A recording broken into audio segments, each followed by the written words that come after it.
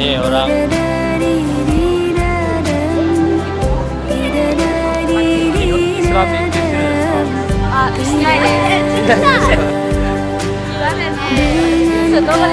Indonesia deh.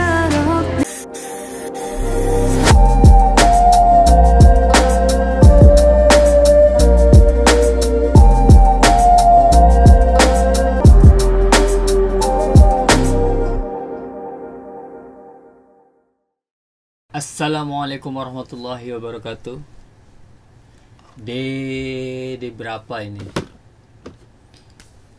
Hari ke berapa ya? Udah sebulan lebih gue di rumah karena belum ada kerjaan. So karena rebahan terus. So di video ini gue mau nge-review, mau ngasih tahu kalian tentang ini video-video sebelumnya yang pernah gue upload di YouTube. Mungkin ada yang belum nonton, ada juga sedikit yang udah nonton ya. So di sini gue juga mau jelasin tentang video ini. Videonya ini pisah-pisah namun berkaitan. Sebelum gue ke Jepang, jadi waktu 2016 gue selesai magang di Jepang, balik ke Indonesia, terus gue ngegayat jadi gaya tamu, mengisi waktu luang sambil melatih bahasa Jepang supaya tidak lupa. Jadi gue gaya tamu yang ada di Lombok. Kebetulan waktu itu banyak orang Jepang. So dan akhirnya gue ketemu sama seorang apa, bisa dibilang teman, bos di Lombok, namanya Adachi. Ini orangnya mana nih? Nah ini orangnya nih, sama ada Sisang. Gue ketemu sama dia, dia ini orangnya baik banget. Dia bilang kalau lu ke Jepang tenang, gue tanggung semua katanya. Oke, gue okein. Akhirnya ternyata bener gue ke Jepang dan akhirnya gue ketemu sama dia. And then waktu itu gue masih di Jepang cuma 3 bulan karena visa kita kunjungan paling lama itu 3 bulan karena waktu itu belum nikah ya. Bisa kunjungan pertama ke sana itu 3 bulan paling lama ya. So gue ambil langsung aja 3 bulan. Dan di sana nggak mungkin kan 3 bulan liburan terus kan.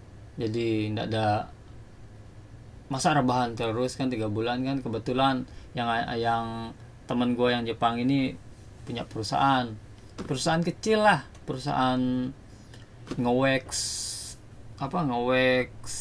kayak lapangan basket itu, nge-wax kayu gitu tuh kan, bersihin rumah, apapun itu kerjaan, yang penting gue coba kerjaan, entah itu jadi apa, tukang bersihin rumah kayak gini. Ini di foto ini gue ngebersihin apartemen ya. Gue diajak, ayo kita pergi bersihin apartemen, diajak gue sambil ngisi waktu luang, gue bersihin gitu, dikasih uang sama dia kan. Sebenarnya nggak dikasih uang pun gue senang diajak ya. Kenapa? Karena rumah gue ditanggung selama tinggal di Jepang. Rumah disewain gue 3 bulan, di Tokyo lagi mahal. Makan gue dibelanjain semua. Pokoknya baik sekali ada Sisang. Banyak kerjaan yang gue kerjakan di Jepang ya pas ketemu sama dia ini. Di sini juga gue ikut di Gemba, naik gedung-gedung tuh, perbaiki jendela, ngecat lah gue kerjain di sini nih, kayak di sini nih ngecat gue kerjain, naik gedung. Pokoknya gue coba lah, gue cari pengalaman, gue try. Jadi gue nggak mau kerja di pabrik doang, gue coba semua biar ada pengalaman. Nanti kan karena pikiran gue, nanti kalau gue nikah, kalau gue nggak bisa kerja nanti yang kayak gini dong gimana kan. Gue coba terus. So jadi ada Sisang nih orangnya baik bener. Tiap hari gue diajak kerja kalau lagi senggang. Nih di video ini gue selalu dijemput di rumah yang disewakan sama dia. Dijemput tiap hari pergi kerja, dijemput bos, jemput gue tiap hari, dijemput. Aduh baik banget nih. Jadi pas berangkat dijemputnya sama dia. Terus nah ini di video ini nge-wax. Gua nge-wax video lagi.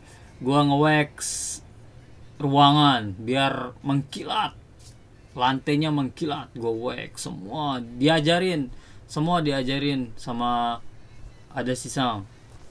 Jadi biar ada ilmu lah, biar ada ilmu gua maksudnya gitu. So taruh dulu, biar ada ilmu maksudnya kan, diajar gua ngewek semua ini. Pokoknya kerja sama dia itu enak banget. Kita kerja serasa main-main, santai gue kerja semua sama dia. Kita kerja sambil putar lagu party, DJ, karena dia suka party. Orangnya ini masih jiwa muda, suka ngajak gue party tapi gue nggak pergi. Jadi tiap kali gue kerja pasti putar lagu DJ. Senang kali kerja sama dia, lucu orangnya, lihat nih. Enak kali sama bapak nih, ikut lah gue, gila sama dia. Juga yang gue senang dari dia ini, tiap kali jam istirahat tuh, entah dia bohong apa enggak, tapi setiap kali dia jam istirahat tuh, apa itu Allahu Akbar katanya. Apa dia bilang, gue pikir oh Allahu Akbar, gue bilang lu senang juga kata gue kan. Ya dikasih ya, jadi setiap istirahat QK berapa menit gitu pasti dimuter ngaji ya, murotal ngaji ini lagi suasana lagi duduk lagi nyantai, gue berempat ini diputar lagu diputar pengaji, dia putar ngaji ini. Entah dia ngerti apa ndak artinya, gue nggak tahu, entah dari mana dia dengar, tapi dia senang sekali dengar ngaji ya. Gue berharap mudahan dia dapat hidayah kan, orangnya baik lagi, terus suka dengerin ngaji. Kalah kita ini ngaji dia dengerin. Nah di sini ini waktu itu ini rumah yang disewakan sama dia, rumah satu bungkul men, satu bungkul disewain gue 1 unit. Di sana gue masak lah semua, gila-gilaan gue masak. Nah ini anaknya juga hobi nge-DJ, jadi kadang gue diajak ke rumahnya buat main, ketemu anaknya muda, anaknya DJ, gue diajarin DJ. Oke. Jadi lanjut ceritanya gini, itu tentang bos gue ya, yang gue kenal dan waktu itu pas lagi di Jepang, selama sama dia, gue ada berita duka. Gue waktu itu berat banget, shock banget, sedih banget gue, karena sahabat terbaik gue, udah seperti saudara kandung gue, meninggal dunia. Semoga dia tenang. Al-Fatihah. Meninggal dunia waktu itu di Lombok, dan gue nggak bisa ketemu dia. Gue sedih banget. Gue waktu di Jepang nggak bisa pulang, nggak ketemu dia. Namanya Gono di Gerupo, dia meninggal dunia. Gue sedih banget, dan dilihat gue sama bos gue sedih. Kenapa lu ini? Gue ceritain gue sedih ini. Mari kita pergi doakan katanya. Kan tahulah orang sana nggak tahu gue agamanya apa. Dia tanya, gue kan muslim kan, diajaknya lah gue ke masjid. Diajaknya ke masjid paling besar di Tokyo. Gue tahu kan masjid, tapi dia pengen lihat juga kan, mengunjungi masjid. Terus diajaknya gue ke masjid. Pas diajaknya ke masjid, waktu itu gue mau menjalankan sholat zuhur. Pas menjalankan sholat zuhur, pas kebetulan selesai sholat zuhur, datanglah anak-anak sekolah lah, anak-anak SMA yang sekolah ABG cantik-cantik tuh datang. Wah, ini apa ini? Gue bilang kaget, kok semua pakai rok pendek gitu kan, tapi pakai kerudung. Ini apaan nih? Gue tanyain satu-satu. Lu ngapain kesini? Gue bilang kayak study tour, kayak tour mengenal budaya luar atau mengenal agama luar lah, agama apalah gitu kan, ada gurunya. Nah di sini dia masuk ke dalam masjid, ketemu ustaznya yang ada di sana. Ustaznya orang Jepang juga, dijelaskan pakai bahasa Jepang, tapi bener-bener muslim taat. So bagus sistem dari cara apa dakwahnya itu bagus. Jadi gue kaget karena nih baru pertama kali gue ketemu apa, kok ada anak-anak orang Jepang masih SMA gini-gini pakai ropan masuk ke masjid. Kaget gue kan, tapi gue kan karena gue tontonin, bersyukur ya banyak yang datang. Nah ini dia lagi dengerin ceramah ini tentang Islam. Dia dijelaskan tentang Islam itu apa, tulisan Arab yang begini ini maksudnya apa. Pokoknya dijelaskan tentang Islam ya. Ini gue nih habis sholat isya, pas gue lagi ngerekam gini, dipanggilnya gue sama ustaznya. Ternyata bapak ustaz ini menjelaskan Islam itu walaupun kita berbeda suku, ras, semua di seluruh dunia berbeda, kulit lah apalah, kita beda, pokoknya beda agama, beda ras, suku, kulit, muka, bentuk semua, tapi kalau agama sama, agama Islam sama, pasti bahasa yang kita gunakan itu seperti bahasa dalam pengucapan dalam bahasa Arab, bahasa Al-Quran itu kita pasti sama katanya. Kalian tidak percaya katanya. Ditunjuknya gue sama ustaznya, "Hey, hello my brother, assalamualaikum," katanya. "Waalaikumsalam," gue jawab. Padahal dia bilang ke siswinya, dia itu orang asing, gue orang Jepang, tapi kalau gue bilang assalamualaikum warahmatullahi wabarakatuh, pasti dia jawab waalaikumsalam. Begitulah kita di sini katanya. Dan gue dipanggil ke depan, di depan lagi di tempat siswi-siswi itu, malu gue, tapi kan gue mantap-mantapin aja. Dia bilang assalamualaikum warahmatullahi wabarakatuh katanya, dia pegang tangan gue jawab karena dia berusaha, waalaikumsalam warahmatullahi wabarakatuh. Semua heran, katanya, kok heran? Gue pikir ternyata dijelaskannya gitu. Walaupun kita beda negara, ras, suku, tapi kalau kita ucap salam pasti jawabannya pasti waalaikumsalam warahmatullahi. Dan itu diajarkan udah turun dari zaman Nabi Muhammad, zaman baginda kita itu udah diajarkan seperti itu katanya.